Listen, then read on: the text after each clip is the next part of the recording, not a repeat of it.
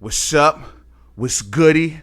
What's poppin'? What's going on? Salute, cheers, all that good stuff. It is the homie, main man, made man in the building. Y'all know how I get down. We talking boxing. Once again, it is an honor and a pleasure. I repeat, an honor and a pleasure to be on here with all of the boxing fam and the boxing fans. It's Saturday, so you know what that means. It's our time now, man. Yes, sir, man. It's always a pleasure, man.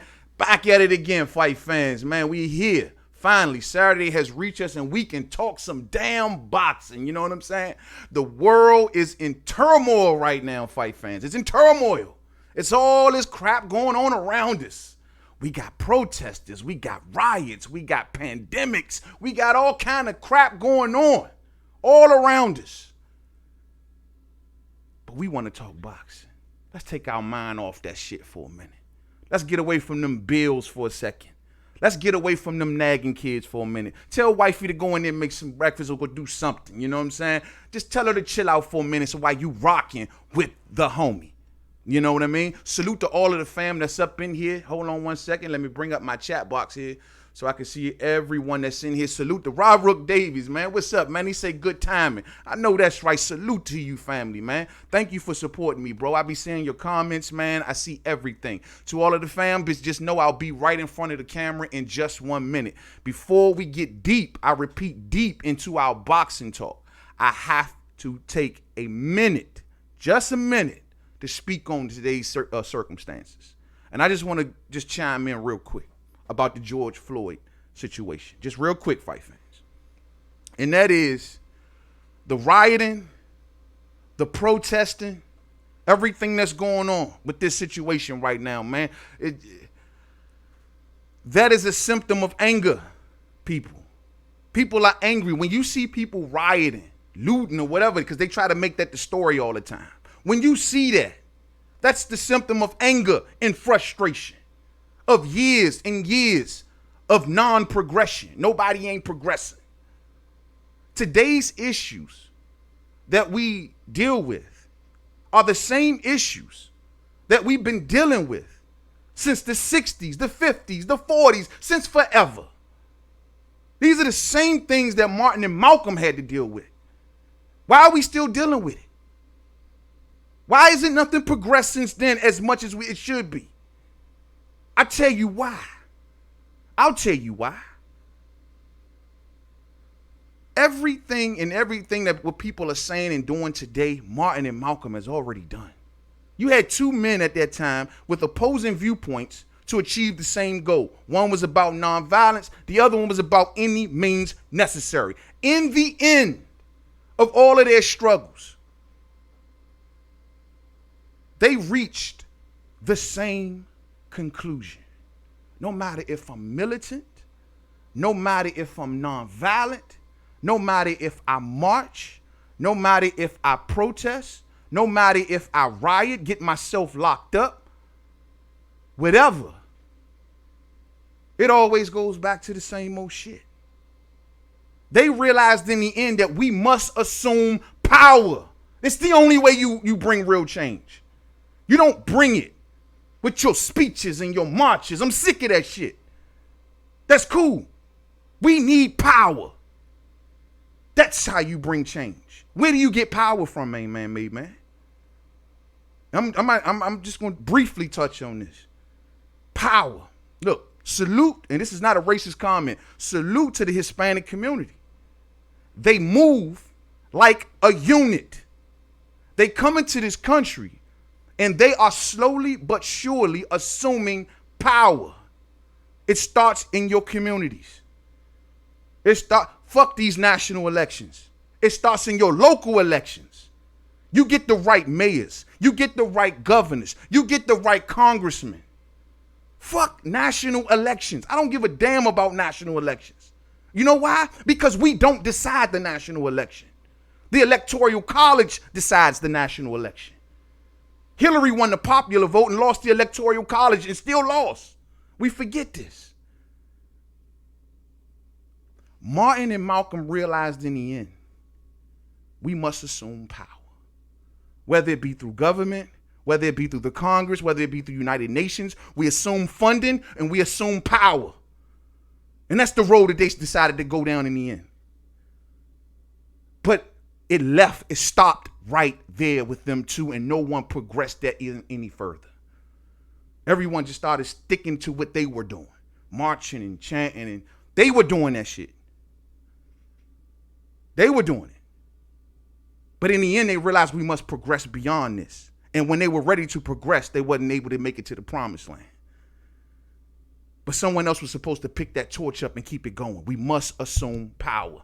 The Hispanic community are assuming power beyond your belief. I'm telling you, we already got one. They're on the Supreme Court. They're moving through government. They're moving through Congresses. They're taking the mayorships, governorships left and right. Look, one time about 5 years ago, and I'm about to get around in front of y'all, Fight Fam. About 5 years ago, I say about 5 years ago, I tried to go into the food business. Real spill. There's a park in downtown DC where all the government workers go for lunch. And it's like a bunch of food trucks and it's like a little area of food trucks of different foods and all kinds of stuff where they all come out every day. It's a profitable area. I tried to apply for a permit to get up in there. I was going to hire me a couple people, get me a truck, throw it in there, boom. Y'all work it and I'll come and check the books. It was beautiful the way I was going to set it up. But you know what? I got told no. They say you can't do it. I said, why not? We said this area is specifically for Hispanic immigrants. We're giving them their chance right here. How the fuck did they get that?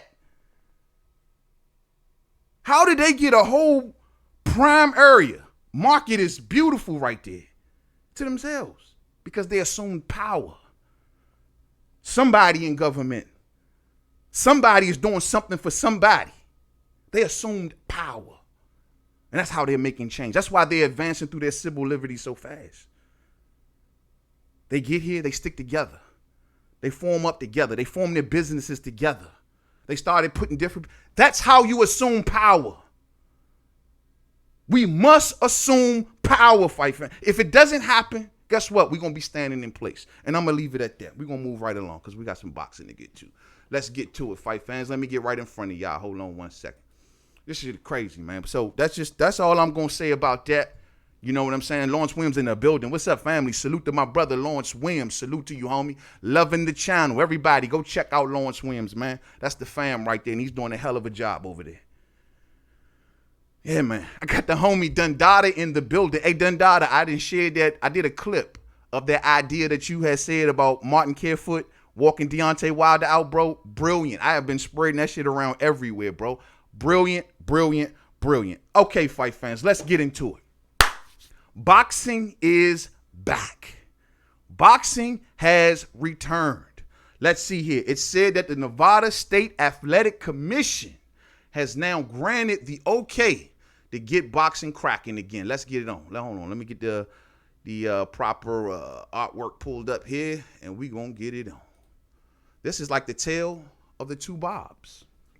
That's what I like to call it. The tale of the two Bobs. We're talking about Bob Arum and, of course, the Nevada State Athletic Commission head suit right here, Mr. Bob Bennett. Mr. Bob Bennett is the guy that basically runs the Nevada State Athletic Commission. Bob Arum and Bob Bennett have a beautiful relationship together. Well, Bob Bennett has stated that he is giving the green light to Bob Arum to come on and stage some fights. And he's also giving the green light to the MMA to come on and stage some fights. He's saying that, look, long certain protocols are being followed and long as everything is good, hey, I got no problem with it. And on top of that, Nevada needs it bad. Vegas is hurting, Fight Fans. Vegas is hurting. They need events like yesterday. Like, yes, we all know that the economy in Vegas is based upon tourism and it's based upon they need these big events. Well, guess what? Bob Arum is trying to lead the way. Now, these events, they're saying it ain't going to be no audience. Ain't going to be no audience. These are going to be like small level fights. The dates have already been given. According to this, it states that, hold on. Okay, it states that the dates are June 9th and June 11th. On the June 9th card, we got Shakur Stevenson versus Felix Caraballo. 13, 1, and 2. 9 knockouts. Easy work for Shakur. Easy work. And on June 11th, we got Jesse Magdaleno versus Yennefer Vicente. Lower level fights, fight fans. But this is how you get the ball rolling, especially when you're talking about no audience. So this is good. It's something. It's something, fam. That's all we can ask for. It's just to get the ball rolling because I'm sick and tired of talking about what happens if Tom and Jerry fought Woody Woodpecker. I'm sick of this shit. Let's get to real boxing. So this is great. It says that the Top Rank show on June 9th will be the first live boxing card in the United States since March 13th. So truth be told, boxing hasn't really been gone that long, fight fans. We just think that shit been gone that long. It just feels like it because of all of the crap stories and the crap vids and shit like that we've been seeing. But it ain't really been gone that long. It's only been gone 3 months. March 13th was the actual last card, and it was televised on Showtime at the Grand Casino in Hinckley, Minnesota. So that was the last actual card. And the last one that was held in Nevada was in February. So they haven't had a fight since February out there in Vegas. They dying for a fight, champ. They are dying for a fight. So Nevada definitely need this. Now, let me say this because it ties into this story. I seen the video of the boxing media of the 4 horsemen, what I like to call them, sitting up on YouTube looking super moist. You know what I'm saying? It was Joy Phelps, it was Raheem, Viegas, and what's the other cat with the long face? IFL cat, man. You know, Snoopy face. I forget his Kugan Cassius. They were all on the joint. Now, I'm sure y'all seen it at this point because it's like a week old. Whining and complaining how they don't have no more access. Whining and complaining about, oh my God, what are we going to do? Michelle Joy Phelps says she's going to put a bikini on. Holla at me. Holla at me. She said, I'm going to put a bikini on just to try to get my views up. It was embarrassing, fam, to see that. That was embarrassing. Embarrassing. The YouTube community is like, oh, we happy as fuck. Yeah. Oh, y'all been looking down on us all this time. You're talking bad about us. Oh, the people sitting in their cars. Oh, the people with just 100 subscribers. And now look at you. Now look at your boxing media. The 4 horsemen. Cassius being Ric Flair. Now, the boxing media need to understand something. This is a rapidly evolving world. A rapidly evolving world. How long did you think before it came to a point in the sport of boxing where technically you will start to become obsolete? I mean, I'm keeping it 100 with you. All I do when it comes to boxing media, I read the quotes. That's as far as it goes for me. As far as the interviews, I listen to them too, but they got to be crackerjack interviews. Other than that, I'm not checking for you. I'm not checking for you, Phelps. I'm not checking for you, Longface. I'm not checking for you, Viegas. I'm just hearing what the boxer got to say. And we are in a rapidly evolving world where these fighters now are starting to get their own YouTube pages. Access to a fighter is not hard to get. It's not hard to get at all. Simple DM on Instagram at this point. It's not hard to do. So what y'all doing is rapidly, in a way, becoming obsolete. What happens if Top Rank or ESPN or DAZN or whoever says, you know what, we getting a YouTube channel, and every time our fighters fight, we will interview them. You ain't got shit. They'll build their own platforms. They'll buy their own subs. They'll do whatever they got to do. You will become obsolete. And I'm going to tell you something. This is coming, fight fans. This has been recently shared to me. This is coming. If things don't change, as far as with the laws and the coronavirus and stuff like that, if things don't change, we're going to be having something called social viewing. Social viewing. Because if Boxing without crowds is not going to last but so long. And if things don't change, if the laws or whatever don't change back to normal, we're going to have social viewing. What is social viewing? It's going to come a point where these promoters or these networks are going to start to get social media pages, which most of them already do. But they're going to start incorporating a pay-per-view system on their social media pages. They're going to start saying, you know what? Fuck it. If you want to see Shakur Stevenson versus Josh Warrington, everybody pay $20 on our social media page. Everybody pays $15 on our social media page. There's already a company out today. Hold on. Their names are called, and I just was reading about this, Fight Night Live. They have a Facebook page. Y'all can go over there, check it out if you want. Fight Night Live. And they're pitching to the lower end promoters like, look, man, if boxing comes back without an audience, you can use our platform. You can come, we'll film your fight, we'll put it on our Facebook page. We got 100,000 subscribers, loyal subscribers. We'll put it on our Facebook page and charge everybody $5 to view it. $5.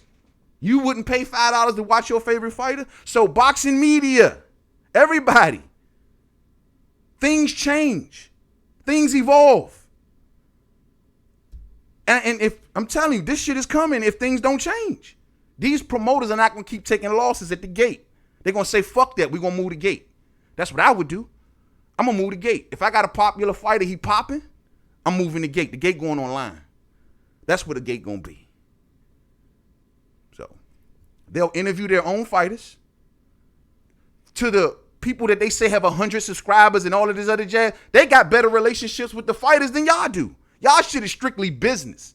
Y'all shit is strictly business. To an uploader like myself or anybody else on here, if they doing something with a fighter, it's more of a, yo, I'm doing it just cause I fucks with you. Hey, I see you growing, I see you climbing the ladder, I'm gonna give you some love. But when they do it with y'all, it's a PR person saying, hey, go talk to that person. Okay, go talk to that person. Okay, go don't talk to that person, but talk to that person. That's it. But at the end of the day, and I say this to everybody at this point, boxing has one major issue that it's always had since its inception, and that is ego. Ego. Ego amongst promoters, egos amongst managers, egos amongst networks, egos amongst fighters, which is to be expected. They're the only ones that actually should have the ego. Ego amongst fighters, ego amongst fans, ego amongst media, ego. That's all that's in boxing. Everybody think that they're more important than the next person. You got these four up there thinking they should get first dibs for what? I don't fucking know. All because, oh, well, we've been here the longest. All because, oh, you should know us. We had a relationship. You ain't nothing but a person with a camera shoulder. You could be replaced. Why would you, when you seen this thing coming, oh, they're going to shut media out of boxing. It's time to evolve. It's time to evolve. But you can't do what we do now, can you? You can't do what we do. But the point I'm trying to make is this ego shit need to stop. Y'all ain't no more important than the next man with a camera. You know what I'm saying? Simple as that. Anybody here on YouTube, and even my content creators, y'all need to cut the shit out too on the low. All y'all egos flying around there. Y'all ain't, nobody on his shit stars, bro. The fighters are the stars. Remember that shit. I don't think I'm a star. When people come here, they want to hear what Main Man got to say about boxing. They don't give a fuck about what Main Man like to do in this personal time. You know what I mean? But the point I'm trying to make is we got to stop the ego shit. Boxing media, everybody should be in this shit together. Because guess what? When boxing evolves to the next level of what they want to do, everyone will get left in the fucking cold. They'll build their own audiences. So, point I'm trying to make, lose the egos. Lose the egos. Lose the egos and evolve. Evolve. Real spill. According to Bob Bennett, and he says that, according to Bob Bennett, y'all see the quote floating around, I've been working with the executives from Top Rank. I've reviewed their operations plan. They're still in the process of completing it. It's very comprehensive. We're moving in the right direction. I'm pleased to see that we are all working in concert with the closed system event. And I expect it to be very successful. That's according to Bob Bennett, head of the Nevada State Athletic Commission. Good, good. So boxing is returning. No audience, no media. Who knows when the media is going to return back? Who knows? Better do something. Better do something. You know what I'm saying? All day. And just another thing. Just to know, to all of the fight fans, know something. To those who do not upload, who are not content creators, it's not that hard to get an interview. It really isn't. Your boy right here, for example. I got connections all through box. I can make one phone. I can get Gary Russell Jr. on the show. I can get Lamont Peterson on the show. I can walk through Headbangers Gym right today. I can get Sugar Ray Leonard. This shit ain't hard. I just don't, if it's not your strong point, then don't do it. But to the boxing media, it's not that hard no more. We don't have to go through PR people. I got homies on the street I can call that make the phone call to the gym. That's how it works. Y'all becoming obsolete as fuck, man. Moving right along, fight fans. Let's go to the very next subject, man. Obsolete. So it's good to see boxing coming back in June. Shakur Stevenson. Let me just say, Shakur Stevenson, he's fighting this dude, get him out the way. He's fighting this dude at 130 pounds. So he's clearly leaving 126 before he get the Josh Warrington fight, and he going head to 130. You know, so Shakur Stevenson and Josh Warrington, I don't know what's going to happen with that. Warrington is going to face Can Who? You know what I mean? And Shakur Stevenson is moving on with his career. He's going to 130 pounds, and that's going to be a 10-round fight. So that's the first one back. I can't wait. Boxing, come on back. Moving on to the next topic. I want to talk about this one, fight fans. Let me just get to some of y'all comments real quick before we move on to, let me see something. Word of the day in that building. They should contact Hollywood Studio to CGI fans for the meanwhile. Hey, that'd be lit. That'd be lit. They ain't gonna make no money. It may cost them a whole bunch of money to do that, but shit, dog, that'd be something. You know what I mean? I think they're gonna move to the social viewing, bro. I just think that if things don't change, that's what we all gonna be doing. Everybody who's been happy paying for your little cheap DAZN prices and all of this other stuff, well, guess what, fight fans? That may be the road that we end up going down. You know what I mean? So we're gonna move on to this next one, and I want to talk about Tyson Fury, the Gypsy King. We've been talking a lot about this dude, and this story gonna be a hell of a story to talk about for real. Tyson Fury is now saying that he wants a new contract once his current contract is up. And he wants his next contract to be the biggest contract in boxing history. He wants the biggest. He feels like if he beats Deontay Wilder and then he turns around and he beats Anthony Joshua, he deserves a bigger contract than Canelo as well as Floyd Mayweather. That's according to Tyson Fury. It's going to be hard to argue with him, though. Like, it's hard as shit to argue with him, bro. Like, if he beats Wilder and AJ, this dude is going to be the king of the hill. They already got him the king of the hill in today's boxing on all the publications. He's the #1 heavyweight in the world. He's going to be the king of the hill. And I can't give you a reason why not to give him the money. Y'all may say, well, man, remember, he's not a draw. He's not a draw. I don't subscribe for that notion. I know he's not a draw. He's not a draw. But at the end of the day, you got to remember, his first contract, he made allegedly $100 million. Remember, his first contract was, according to the BBC, was a 5-fight contract worth $103 million US. That was his original contract. So if he walked away, and I think he did, because the numbers that are coming out in the Forbes list, it's looking like he might clock them numbers. You know what I mean? But anyway, he already signed a $100 million deal. So when that is up, he now is going for the big fish. And though Tyson Fury can't draw by himself, he came over here to America and fought the Clown Show, and he couldn't draw. But when he got into the ring with Bomb Squad, well, they drew just fine. They drew just fine. The point I'm making to y'all, and this is the same argument I always say about Spence and Crawford. It don't matter if you put Crawford in there with the Kavaliauskas or an Amir Khan. No one gives a shit about Amir Khan. But if you put Crawford in there with the right dance partner, the numbers will go through the roof. We all know that. That's the bullshit lie that they will try to tell y'all. Oh, it ain't no money. Fuck out of here. How did this dude sell nothing in all of the fights he had in America, but then he gets in there with Wilder and the numbers are great? Because it's dance partners. It's all about coupling. It's all about matchups. It's not about, oh, well, this guy can't draw. Look what he did in that fight. Look what he did in that fight. That is the most bogus argument in boxing. Oh, I ain't going to pay him this because of this, because of that. I'm not going to pay him this because of this, because of that. He ain't make but this much money. They want to use the same Floyd Mayweather formula and shit. But if you put them two together, they're going to go through the roof. So his first contract was already $100 million. Now he's saying he want the big one. He wants the big one. Now this one came as a surprise to me because according to the Forbes most paid athletes list amongst combat fighters or combat sports, this man, Tyson Fury, came in number one. I mean, of course, of all sports athletes, I mean, there were people before him, but combat sports, he came out as number one. And this is surprising to me, fight fans. Hear me on this one. Hear me on this one. This dude said that they say that amongst the top paid athletes, the top 100,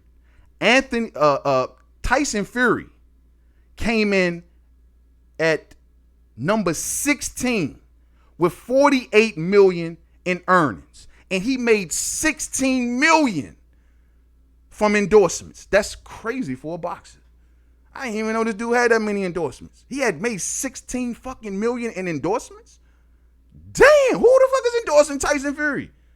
I seen a couple of commercials on his Instagram or something. Who's endorsing? I ain't seen no Nike commercials or no Reebok commercials. I see the chinchilla coat. They on chinchilla commercials. I mean, what is it? 16 million in endorsements? That was a bit shocking to me. But he comes in at number 16. Now, this is the dozy right here. At number 19, you got Anthony Joshua at 47 million in earnings, and 11 million of that were from endorsements. So he made 47 million total last year, right? 47 million. And 11 million of that were from endorsements. So if you take that 11 million away, we're looking at 36 million in purse. And this is pre-tax, fight fans. 36 million in purses. Now,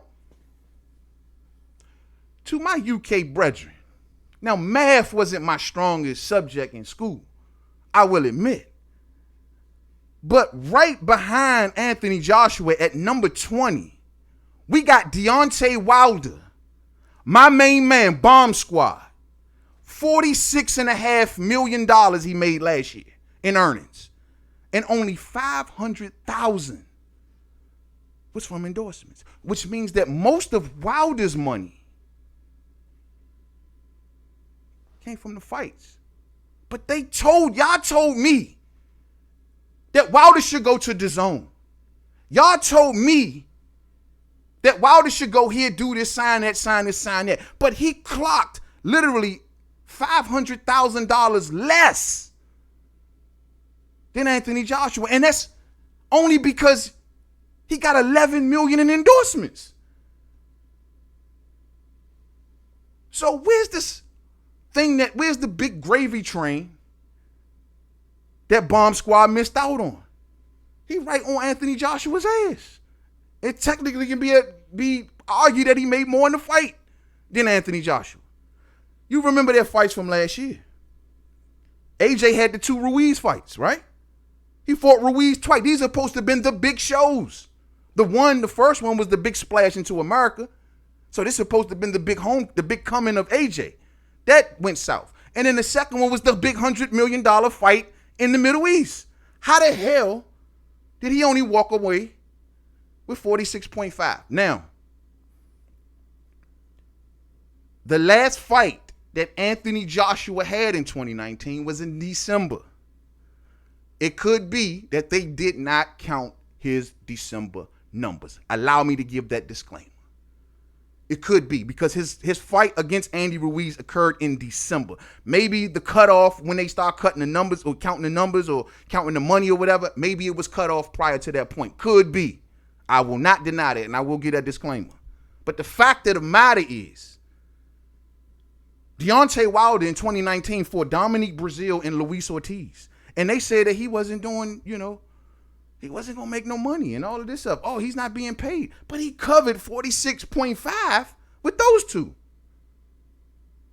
Where's the gravy train that he missed out on, fight fans? Y'all said he should have signed the $100 million contract. Now DAZN is in doubt. We don't know what the future holds for DAZN. And Wilder clocked just as much money staying put where he was at. That's surprising. What happened to the 85 million AJ made in the last? Yeah, maybe that's what I'm saying for him. Maybe it was given that AJ's that fight that you're talking about happened in December. So it could be that they just did not count them numbers, or the cutoff had happened sometime. And I'm just giving the benefit of the doubt. I'm not 1 million on that shit. I'm just giving them the benefit of the doubt and say, well, maybe the cutoff point happened and they just didn't add those numbers. But I find that surprisingly low for AJ. You know what I mean? Surprisingly low. Hey, yo, Cuzzo. Come on, Cuzzo. Just make the move, Cuzzo. I'm waiting on you. So, you know what I'm saying? It is what it is. It is what it is. So, yeah, man, I just was a little surprised. And technically, Deontay Wilder only had one pay-per-view last year. The only pay-per-view that he had was the Ortiz fight. The Dominique Breazeale fight wasn't even done on pay-per-view. But that was the fight that Wilder probably took Showtime and PBC to the cleaners, because DAZN was offering $20 million for a fight. And that $20 million was for the fight, for the Dominique Breazeale fight, right? So DAZN coming out with that may have helped Wilder make more money, because he probably went back and say, hey, they offering me $20 million for Breazeale. What's up, man? What y'all got? And they probably say, you know what, Wilder, just stay put. We'll get you that money. So I can definitely see that. You know what I mean? I could definitely see that all day. So, I mean, I just thought it was a surprise. UK brethren, y'all got to answer this, man. If Wilder's such a poor man, and AJ Eddie Hearn like to run around and say, well, that guy from Alabama and all of that type talk, he ain't making no money. The same way he did with Jamal Charlo, until Jamal Charlo put his ass on like some Instagram live and blew him away. Like, oh, I didn't know you were living like that. I just didn't know. I didn't know you were living like that. I didn't know it was that. I didn't know it was like that. I thought you were, living paycheck to paycheck. I'm shocked. I see you balling, Yes. So I guess maybe the talk that comes out of the PBC camp is true, is somewhat true. Of we don't know what back-end money. We don't know what the back-end money look like. We don't really know what these fighters make. How the hell did Wilder make this much money with those two fights? We don't know. This is just a peek into the world of PBC, where everybody that's want to come with these the pocket watches, you know what it is. You don't know. You don't know what the fuck you talking about.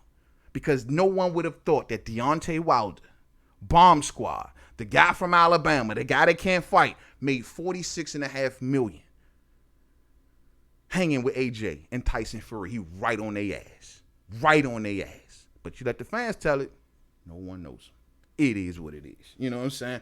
Moving right along. Moving right along to the next one. All right, Tyson, we see you, man. We see you. I want to talk about this right here. Let me give you some audio real quick, fight fans, for this next story. This one is going to need some audio. Let's go. This is Adrian Broner. Adrian Broner, when asked about the Gervonta Tank Davis, Floyd Mayweather, Devin Haney, Floyd Mayweather sparring with Devin Haney and letting these videos hit the public. Well, this is what Adrian Broner had to say. To get the questioning why I can. What do you think to Floyd Mayweather training Devin Haney? I honestly think it's bullshit. Yeah, I don't like it. I don't like it because, and I don't got nothing against Devin Haney. It's just, for me, he's promoting one of the biggest names in the sport of boxing right now, and that's Gervonta Davis. So why would you go train his rival? I don't get that. That's some bitch ass nigga shit. And if ain't nobody feeling like that, then fuck them too. But I'm totally on Gervonta's side. I'm siding with him, and that's just what it is, man. I don't think Floyd should be training or giving a guy pointers to beat his fighter. That's do you think it's a bit disrespectful? Wow. So Adrian Broner said he felt like it was some big shit. I'm with him. I told y'all before, and I seen Floyd come out recently on Fight Hype. Of course, he always go to Fight Hype when he got to get a message out, and he let it be known. He said that, look, I ain't putting Devin against Tank. So I guess because we were asking that question on the channel earlier in the week, what was the message that Floyd Mayweather was trying to send? And he basically said out of his own mouth that, yo, I ain't trying to put Devin versus Tank. I'm like, fuck, then what the hell you doing it for, son? What you doing it for? He says that he's doing it to help out black fighters. That's always the convenient answer, right? It makes sense. Good, cool. He's doing it to help out young black fighters, allegedly. Yet, I'm not even going to get into that. You know what I mean? Rolly and all of them dudes he pushing, got it. But anyway, he's doing it to help out young black fighters. Cool. And my guess is he's trying to make this like a response to Canelo Alvarez and what they're doing with young Ryan Garcia. He's trying to make it like, okay, Canelo, who makes it no secret, I stick with my Spanish brother, my Mexican brothers and sisters. I rock with the Mexican people. That's my people. I'm putting them first. He says he's not derailing no up-and-coming Mexican star's career. We covered this. Canelo said, nah, I'm not doing it. I'm not fighting. He's not fighting like a Jaime Munguia because he don't want to derail that kid right now. He want him to become a big star. This is what we were just talking about earlier, right? In the opening segment. Looking out. They move like units. And Floyd is trying to make it in response, well, like, okay, well, you doing that and you looking out for yours, well, cool, I'm going to look out for me and mine. But it's coming across the Tank as some fuckboy shit. You know what I mean? And people saying that maybe Tank should just kind of just hold on, pump your brakes and let Floyd do what he do. I said this before and I'll say it again. Floyd could have done what he done without cameras. This could have been done at 3 o'clock in the morning without cameras. Devin, meet me at the gym. I see you when you get there. We ain't going to put this shit out there because it ain't going to look right. If those were his intentions, you don't always need to get credit for the things you do, fam. Let the fighter, Devin could have easily came out in the interview and said, well, you know what, I was working with the boss, because he calls him the boss. I've been working with the boss and, you know, he's been teaching me little pointers leading up to this training camp. That would have been cool. No one would have said nothing. Nobody would have said a word about that. Like, oh, okay, that's what's up. Him and Floyd go way back. I mean, we should assume that anyway. We assume it. Like, they probably work out together. I'm sure they sparred. He's looked out for Devin. Devin, you know what I mean, looked out and sparred his fighters. All that. This ain't nothing new. The difference is the cameras was around, which to me makes it like, okay, now it's got to be more. Floyd don't do nothing like this just for nothing. For all of y'all who just think that he's just the greatest thing in the world, he's just doing it just to look, let's to raise Devin's bro. If y'all don't think this is a snipe at Tank, I don't know what else to tell y'all. Now, Tank need to pull back. You can't go against your promoter like that, bro. You can't just say I'm fighting your promoting shit and then expecting this dude to make you a huge star. You can't do that shit. That's just stupid. And that's the shit I be jumping on Tank about. All Tank got to do is get in there and destroy shit. That's it. He ain't got to talk. He ain't got to sit back and give all of these hungry headline hunters out here no content. He could just say, I'm going to go in there. And anybody that Floyd put in the ring with me, I'm going to crush him. And I want this guy, that guy, that guy. Put him in the ring. If Floyd been giving him all this tutelage and he think he the future, put him in there with me. Don't come out and tell me, these two ain't fighting. That don't make no sense. And that's what Tank got to do. But talking about you want to fight Floyd, I understand you don't fuck with Floyd. I understand AB don't mess with him. And we're going to talk a little bit more about AB in a minute. I get it. But you can't do that, bro. You got the biggest fight of your career coming up with Leo Santa Cruz that you need to be worried about. And I'm telling you, man, and I've said this before to my Tank Nation.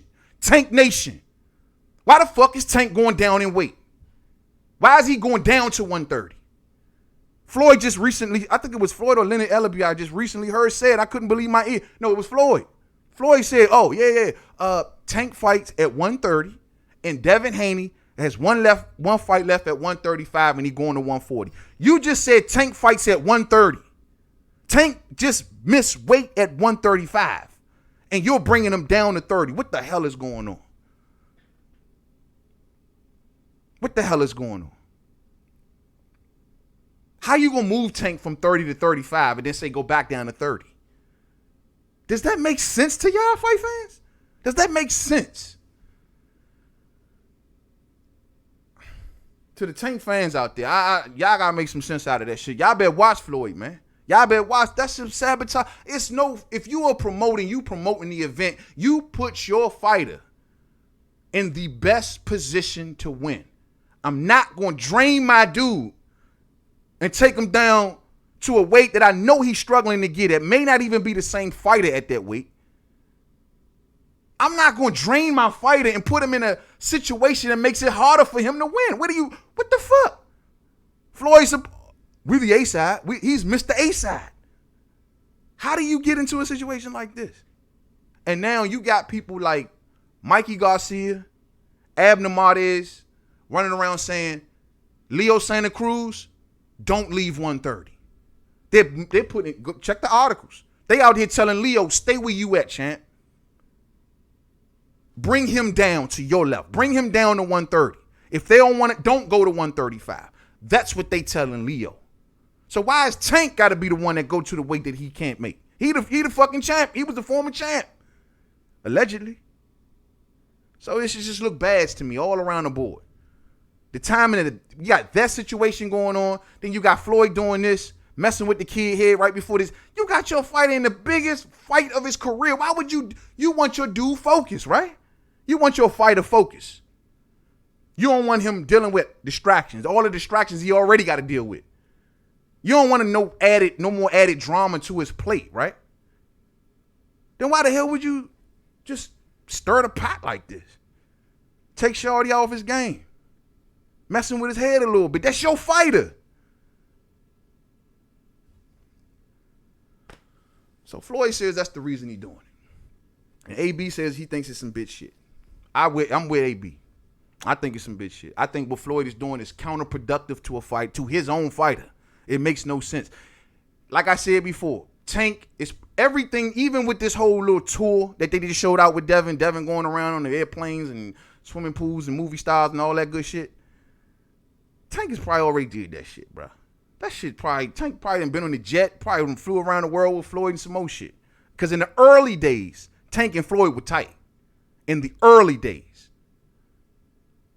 So I'm sure Tank has already been in late night sessions with Floyd. Tank has already been freaking, come on, bro. He's been through the pool and hung with the bitches and all that. How do you think they said he got next to Mayweather's daughter? I'm just saying. How you think he got so close? Think he wasn't already in there? Come on, man. So, come on. They know what's going on here, bro. They know what's going on. And Devin trying to make it like, oh, I ain't doing nothing wrong. Hey, Tank, just worry about you, bro. Don't even worry about me, man. We just kicking it. We family. He playing right into the bitch assness too. He playing right into it. Him and Floyd snickering behind closed doors like a couple little girls. That's what they doing. I don't take shorts off Tank. Y'all already know that. But at the end of the day, I know some bitch shit when I see it. I know sucker stuff when I see it. And this was exactly that. So I'm with Adrian Bronner. Now, as for Adrian Bronner, what's going on with son, man? What's going on with him? Adrian Bronner got a slew of videos out here. One video, he eating oodles and noodles. The next video, he eating Taco Bell, looking like he's scraping from the bottom. You know what I'm saying? Then he doing lottery tickets, scratch-off tickets on videos, man, like he ain't got no bread or something. We know he playing a game and he's trying to market himself. He eating, just scoffing food. What's up with AB, man? I'm going to put it to you like this. And this is just from my life personal experience. Somebody owe AB something. I don't know what it is. I don't know what somebody owe him something, bro. He's due something that he hasn't been given. Whether it's money, whether it's a fight, whatever it is. Something is owed to Adrian Bronner, Joe. Like, he's already done plenty of dumb stuff in the public that make you go, dog, this dude is just a lunchbox. True. But this time, he just banging the drum on money, trying to make himself looking like he's struggling and trying to make these little things. It's something that somebody owned, bro. I don't know what he claimed that they ain't paid him his money for the Pacquiao fight. Maybe that's what the hint he trying to make. And like, if you don't want to pay me my money, then give me the fight to make more money. It's something like that going on. But something about Adrian Bronner, somebody owe him something, man. But Adrian Bronner made so many mistakes, man. Not to mention he got these lawsuits coming. You know, the recent lawsuit, I heard he just lost like 800 and something thousand to the girl he touched up in the club or something stupid like that. You know what I mean? Real spill, man. Real spill. Hey, man, I'm cooling, fam. I'm cooling. I appreciate you, homie. I appreciate you all day. Who's that? Oh, that's my man Ray Bans. What's up, fam? Ray Bans, what's up, homie? I'm cooling, man. I'm cool and staying safe out here, man. That's fam right there all day. Much love and appreciate you sliding up in the joint, dog. Real spill, man. So, the thing is, though, man, with AB, though, man, I don't know. Somebody need to pay him, get him out the way, shut him up, please him, whatever the case may be. But somebody owe him something. Shit, I don't know what it is, bro. We moving right along to the next subject. We moving right along to the next subject. And the next subject, oh, this is a good one. We actually touched on this in the last We Talking Boxing, and I want to speak on this one time. I got some audio for this. Hold on. My main man, Keith. We got to talk about Keith, fight fans. Hold on. We got to talk about Keith, because Keith out here going all the way hard. Here we go. Let's listen to Keith. Oh, let me set this up. So Keith was on a recent interview speaking about Errol Spence Jr. And you see I got the quotes floating around right here. I know that's right, Ray-Ban. You see the quotes floating around up here. You already know how these two feel about each other. This is exactly how these two feel about each other. Now, my man was on a recent interview a day or so, a couple days ago. And this is what he had to say based upon when he was asked about Errol Spence Jr. And this is a pretty good answer. So we'll just listen to Keith. Who would you want first? I mean, I want my belt back, man. I want my belt back. And then I want the Spence fight because, ultimately, I saw a big clash between me and Spence leading into a year like this, like a 2020, 2021 kind of year. I always saw the big fight happening, but, we were both undefeated champions of the world, and I thought that was how I was going to be introduced into Errol Spence, as an undefeated welterweight champion, and thus with him having two titles, that we would unify the welterweight division with our matchup. So deep down, there's still a part of me that wants to grab my belt back and then really try to manifest my innermost dreams and my desires for the sport of boxing. But if I just have to go straight into Spence and grab two belts, go straight into a young rivalry, then so be it. I've had other rivals. I'm looking for new opposition all the time. So it is what it is. I love it. And when it all does. All right, we'll leave it there. Y'all can check that out, man. It's over on Twitter. Check it out, man. The full interview is over there on Twitter, man. That was part 2 of it right there, man. And basically, we got my main man, Keith, a.k.a. the former Final Level, saying that, look, man, and we covered this on the last We Talking Boxing. I'm just trying to be sure that we got Keith back before I jump 2 feet all the way in. But 2 weeks ago, he came out with an interview, and he was talking real cool. I like how he was talking. In that interview, he said, look, Errol Spence is the biggest fight of my life. Salute to my homie, Monty Brown TV, all day. That's what I told Monty. He said that his biggest fight of his life is not Terrence, not Bud, not Sean, not even Manny. It's Errol Spence Jr. And then I hear him now, another interview, more recent, saying that he wants Errol Spence Jr. And he even went as far to say that he'll take him back as soon as he comes back. Is Keith, he says he wants his old belt back. Is he playing the process of elimination, or is he just talking, fight fans? I'm inching back towards where we were with Keith. I'm inching foot by foot. I'm getting back to where we were with Keith. I need the interviews to keep on coming. I got to keep seeing the fire in the eye. I got to keep I'm hearing the fire in the belly. You got to keep coming with that shit, Keith. And when you come back to boxing, you show us. You come back, you in shape. I seen him recently training, what quarterback was that? One of the NFL quarterbacks recently in the gym. You show us that you back. Injury-free, hopefully. And you ready to go. I'm backing Keith. I'm rocking with Keith. I'm rocking with Keith to go in there and get that Earl fight. So the point I'm making is, now Errol Spence Jr. is basically saying in a nutshell, like I told y'all, bro, I don't want to deal with Keith. Forget Keith. You know what I mean? Keith ain't want to give me a shot. For 2 years, I tried to get a shot under Keith. Fuck Keith. Well, then Earl. Last I checked, Keith wasn't the only person that played keep away from you, bruh. Last I checked, They all played keep away from you. Danny played keep away from you. Sean played keep away from you. They all did. But you walk into fights with them, like, you know, I'm dying for the fight. I would love to have the fight. I want Porter. I want Danny. Oh, yeah, all day. And they played keep away from you for as long as they could. They all, because Keith, Danny, and Sean was playing together. But you only fought Keith. But you only fought in Keith, though. See, now that's the shit that make me go, hold up.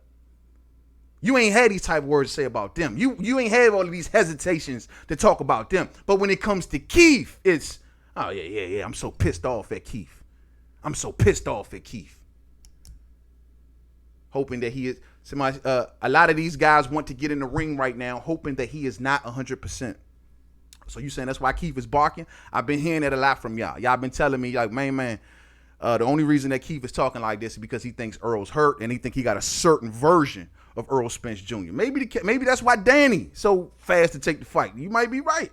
You know, Mikey out here like, I want a rematch. Everybody want to fight Spence. Maybe that could be the case. I don't deny that. You know, fighters look for edges. Danny Garcia made sure to come out this week and say, I don't give a damn about none of that. If I beat Errol Spence Jr., that's my win. That's my belt. That's my legacy. I don't want to hear nothing about no excuses. That's Danny Garcia. But the point I'm making is, hey, man, it's like when it's coming to, I mean, all I'm saying about the Earl situation is, to Spence Nation, is why are they hesitant about Keith? You know, why when it comes to Keith, it's like, hold up, wait a minute, let me put some bullshit in it. You know what I mean? Like, why when it come to Keith? I keep telling y'all, bruh, he respects Keith. He knows it. Fuck that. He could talk all that trash we want. We see right through it, Earl. You respect that man. Yeah, you told him to his face, I'll stop you in 6. But you respect that man. You know that day gonna come. Keith has always been, I told y'all last week, he was always a man of his word. Just didn't give us the fights when we asked him. But he gave us fights. The Josesito Lopez fight wasn't the worst fight in the world. I think Keith gets a bad rap for that fight because of one fucking round. Just like Kell Brook got a bad rap in the what fight was that? Was it the Zarafa fight? Got a bad rap. It was either the Zarafa fight. It was one of them fights he just had because he had like one bad round. Yo, boxing fans, if a fighter has one bad round, don't mean it was a bad fight. I don't know what y'all be talking about. Keith had one bad round in the Josesito Lopez fight. One bad round. Could he damn near got stopped? Sure. This is boxing. Yeah, he could have got stopped, but he didn't get stopped. And he came back and he beat that dude for every round after that. But y'all say he looked bad, though. See, that's that Spence Nation bullshit. That's that Spence Nation bullshit right there. Ah, he looked bad in his last fight. He ain't look bad. Tell your man to keep the energy the same, to play fair. If you're going to act like that to Sean and Danny, you can't act like that towards Keith. And Keith said that, yo, I want him ASAP. I want my belt. Technically, Keith was never beat for the WBC fight fans. He gave it up. He vacated it due to his injuries. But he never was beat for it. So is he still a champion? We'll talk about that later. Earl's resume will only grow. If so, the so-called elites will get in the ring with him all day. Well, you know, we've been hearing this talk. And I don't want to. We got one more subject to get to, so I'm gonna go ahead and wrap this up soon. They're talking like Manny Pacquiao. I'm hearing talks about Manny Pacquiao and Turnbull Crawford. And I told y'all, this is real rap. This is real talk. It can happen. There are powers that be involved in that situation that it can possibly happen. It all depends on how everything lines up, of course. But it's looking like the writing on the wall. It's looking like Manny Pacquiao is going somewhere else, regardless. And I've been trying to warn people of this for months. I've been trying to warn people for this. I've been telling y'all, Manny never seemed interested in Errol Spence Jr. From the day that they pushed him into the ring at the Mikey Garcia fight to today, I never got the whole, I'm going to fight Earl shit. I never felt that way. Earl, at this point in Manny's career, will probably break Manny little ass up. You know what I'm saying? So, I mean, Manny ain't in shit to test how great he is no more. Manny trying to get checks. And why the hell am I going to put myself in there with such a dangerous-ass person like Errol Spence Jr.? And that's just my opinion on the matter. He was there for Mikey. You know what I'm saying? He was there for Mikey. Oh, this is a beautiful stadium, Jerry Jones. This is a beautiful stadium. There's Errol Spence Jr. Oh, they want me to go talk to Errol Spence Jr. I just came for Mikey. No, matter of fact, I have a plane to catch, so I'm just going to get up out of the ring, all right? I'll see y'all later. Bye. That was Manny Pacquiao. That wasn't no sure shit. But, so it's looking like Manny might be taken away from Earl. Earl's going towards Danny. They're saying Wayne Jr. says Manny gonna go fight Mikey Garcia. That's a possibility. Manny facing Terrence Crawford. That's a possibility. Manny doing whatever the fuck Manny want to do. You know what I mean? But Spence Nation told me that the Bud fight was off the table because Manny Pacquiao was bigger. Spence Nation, y'all got some explaining to do around this sumbitch. You hear me? Y'all got some explaining to do. You know, no Manny's involved at this point now. You know, Keith is out here saying, I want that work. Yet Earl is playing deaf all of a sudden, right? You did. But he can fight Danny, though. You did. Oh, he won't fight Bud. He won't fight Keith. But I'll fight little Mike. I'll fight Danny. I'll fight Manny at 40,000+ years old. No fight fans. I am keeping my third eye on this situation. And I'm going to tell you something. If Keith come back like the old Keith and Earl don't respond, oh, we're going to have a problem, Spence Nation. We're going to have a serious problem. So we'll see. We'll see. Hold on 1 second. 1 second, fight fans. 1 second. Yeah, we're going to have a serious problem because this energy got to be the same. Fuck that.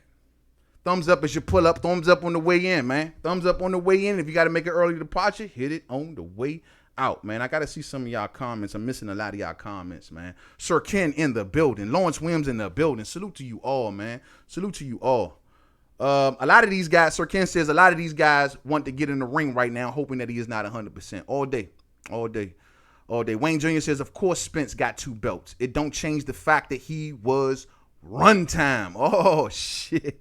I hear you. I hear you. I'm with you. I'm with you. Silver Salamo is in the building. Salute, family. What's up with you, man? Silver Salamo. I don't know why you don't have a blue suit, fam. A lot of y'all are supposed to have blue suits, and I'm noticing my blue suits are not blued up. Sir Ken. Hold on for 1 second, fight fam. I'm just kind of assigning my blue suits all over again. Rob Rook. Yeah, man. So I want to make sure that the fam is outfitted in blue. And let me just say it looks good on you. You know what I'm saying? All day. So that's pretty much the case here, man. With Errol Spence Jr. I'm just dying to see. He's saying that he don't care about Keith. Fine. Keith saying that he cares about him and he wants his old belt back. Terrence says he cares about you and he want that shot. So we going to see how this all plays out when boxing returns. Spence Nation, don't worry about it. I'm with y'all. Yes, I'm down to see Earl have a tune-up. Yes, I understand Earl not taking the toughest fights on his first fight back. I'm with you. I'm with you 100%. I'm just of the nature of if you can do Danny, if you can do Manny, you can do Keith, and you can do Terrence. You dig? So it is what it is. And we're going to move on to the last particular topic. Let's see here. See what else we got on the menu. All right, this one right. Well, I don't know if this is the last. Hold on 1 second, fight fan. I don't know if this is the last. We'll see. All right, well, we're going to deal with this real quick. I probably won't even spend much time on this, and that is this. I want y'all to see this real quick. Did y'all see the latest picture of Oleksandr Usyk? Have y'all seen this cat? Boom! Oleksandr Usyk's new physique. My man is getting ready for the heavyweight division. You know he got an upcoming fight with Derek Chisora. This is big because I got a lot of respect for Oleksandr Usyk. A lot of people don't respect him probably nearly as much as I do. When I be listening to people run down their pound for pound list and they never include this dude, I'm like, what the fuck? Dude is an Olympic medalist, one of the last 2 undisputed champions in boxing. Are you serious? Are you not including him on your pound for pound list? Well, whatever, man. The fact is that we know that Alexander Usyk's first fight at heavyweight came against Chaz Witherspoon. Alexander Usyk sits in the number 1 position in the WBO, effectively making him the mandatory to Anthony Joshua today, who is the WBO champion. So Alexander Usyk's supposed to be continuously growing into the heavyweight division. Because like I said, his skills, he brought it to the heavyweight division. The problem was most people don't perceive him as big enough. When it was mentioned Alexander Usyk with Bomb Squad said, I will break this man into many little pieces. He's way too small. You know what I mean? And as you can see from Usyk now, he puffing up. He trying to get ready. Now, Derek Chisora, the guy he got to fight, that is the fighter that's going to push this dude to the very limit. And it's going to let everybody know if Alexander Usyk is worth being at this division. I think, it's just going to take some time for that power to get there, the punch resistance, stuff like that. I mean, it all remains to be seen. But he's getting bigger. Will he be able to handle the pressure of Derek Chisora? Now, the news is out today that Derek Chisora is out helping Alexander Povetkin prepare for a fight against Dillian White. And Dillian White just looking back, just shaking his head like, what the hell is wrong with this dude? What the hell is wrong with this dude? You know what I mean? I just wonder, with Derek Chisora's tenacity for war and putting all that pressure on him, and that's then the third, what will it do? I mean, can he handle it? Wayne Jr. said that's going to slow him down. I agree. Alexander Usyk prides his skill set on speed and movement. How far into a fight will Alexander Usyk now be able to go? Remember, Michael Hunter came from cruiserweight and came up to heavyweight, right?